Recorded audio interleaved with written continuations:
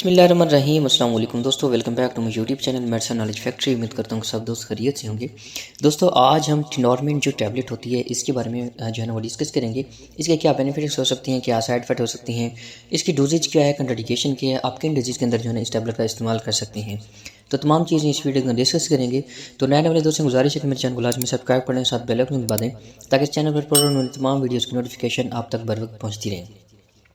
سب سے پہلے دوستوں اگر اس کی انٹروڈکشن کی بات کریں تو اس کا نام ہے ٹینورمن، اور اس کے فارمولیشن کی بات کریں تو اس کے اندر جو ہے نا وہ اٹینولول پایا جاتا ہے، جو کہ آپ کو 50 mg اور 100 mg کے اندر جو ہے نا وہ اویلیبل ہوتا ہے، اور یہ ICI پاکستان کی ایک کمپنی ہے جو اس کو جو ہے نا وہ بناتی ہے۔ اگر اس کے بینیفٹس کی بات کریں تو یہ high blood pressure, hypertension کو کنٹرول کرنے کے لیے استعمال کی جانے والی ٹیبلٹ ہے۔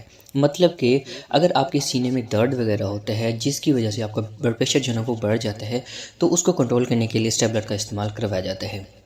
اس کے علاوہ اگر آپ کی انجائنا میں اگر آپ کے ہارٹ کی کوئی سرجری وغیرہ ہوتی ہے، یا اس کے اندر کوئی جو ہے نا سرجری کی وجہ سے کوئی وال جو ہوتا ہے نا وہ بند ہو جاتا ہے، اس کی دوبارہ جو ہے نا وہ اس کے اندر ڈالا جاتا ہے، تو اس کے بعد کے جتنے بھی مسائل ہوتی ہیں، مطلب کہ BP کا بڑھ جانا، تو اس کو کنٹرول کرنے کے لیے بھی اس کا جو ہے نا وہ استعمال کروایا جاتا ہے۔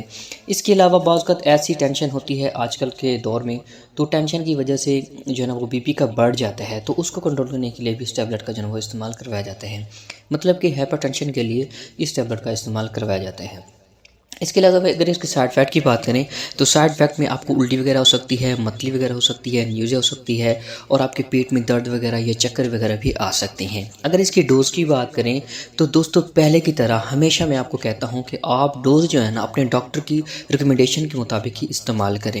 اگر آپ کو 50 mg کی ضرورت ہوگی تو وہ آپ کو مطلب 50 mg ہی دیں گے، اگر آپ کو 100 mg کی ضرورت ہوگی تو وہ آپ کو 100 mg ہی دیں گے، ٹھیک ہے۔ تو آپ یہ یعنی کہ OTC ڈرگ نہیں ہے، اوور دا کاؤنٹر ڈرگ نہیں ہے، ٹھیک ہے، یہ اونلی ریکمینڈڈ جو ہے نا ڈرگ ہے، تو آپ ڈاکٹر کی ہدایت کے مطابق جو ہے نا اس کو استعمال کریں تو بہتر ہوگا۔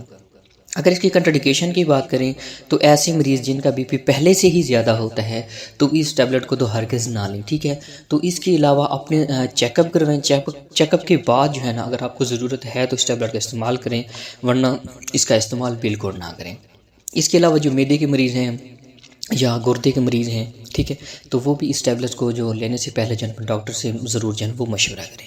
امید کرتا ہوں کہ میری ویڈیو آپ کو پسند آئی ہو، پسند ہے میری ویڈیو کو لازمی لائک کرنا، شیئر کرنا، میرے چینل کو لازمی سبسکرائب کر لینا۔ تو ملتی ہیں ایک نیکسٹ ویڈیو کے اندر، تب تک کے لیے اللہ حافظ۔